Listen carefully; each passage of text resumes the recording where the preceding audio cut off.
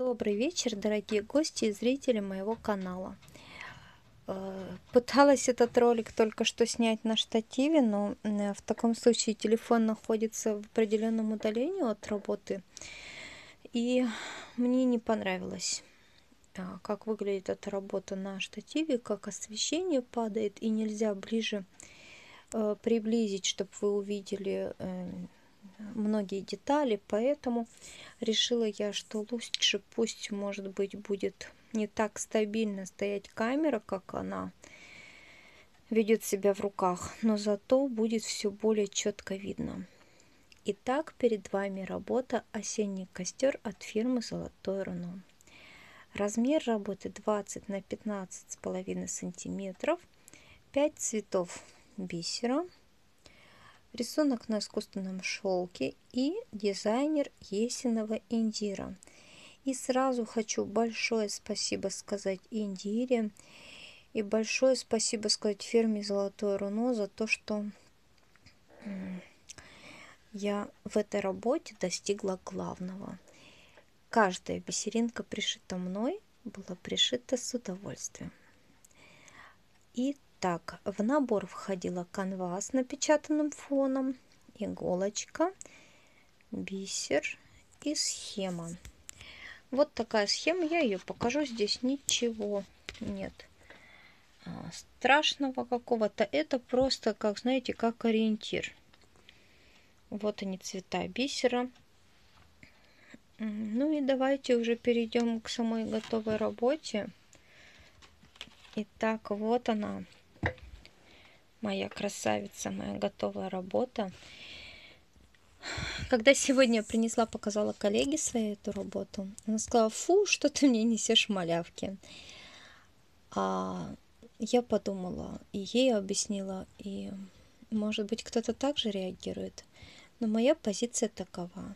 Когда вышиваешь несколько сложных процессов, когда работаешь над ними не один, может быть, не 2 месяца, хочется такой небольшой работы, в которой будет очень быстрый результат. И вот данная работа, как раз это та самая работа, я вышивала ее приблизительно 4 вечера. И вышила. И вы знаете,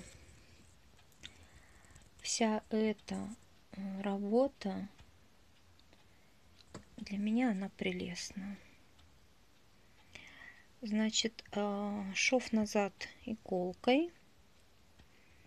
И для себя я подумала еще, что работа в этой технике мне стала доставлять удовольствие. Вот именно шов назад иголкой, пришивать бисер, сшивать бэкстич на картинах. Очень мне стало интересно, потому что здесь нужно подумать, как расположить бисеринки. Вот, например, на ветках. Посмотрите, эти ветки уходят туда. Здесь вот эти ветки отделяются, да, более мелкие. Здесь у второго дерева крупная ветка сюда пошла. Эти ветки раскинулись, да, вот они. Вот эта ветка и от нее отходит.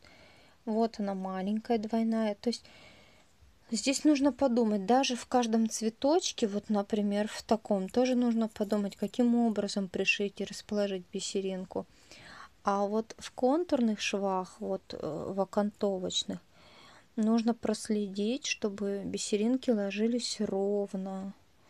Вот, посмотрите, в цветке, например, да, эти бисеринки располагаются вот так, а здесь круг и в серединке бисеринка. Или вот в листочках, да.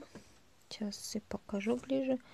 Вот они, вот он контурный шов и посередине прожилочка у листочка.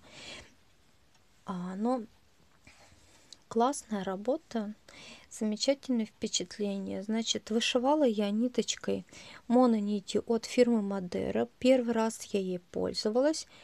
И знаете, она настолько мягенькая, не завязывается в узлы, не ведет себя упрямо, ее вообще почти не видно. Очень классная нить. По остаткам давайте быстренько пробежимся. Значит, вот они остатки. Номер 1, тот, который использовался на деревьях. Номер 2, зеленый цвет, прекрасный травяной цвет. Номер 3, вот такой розовый, нежный розовый, в розах он используется.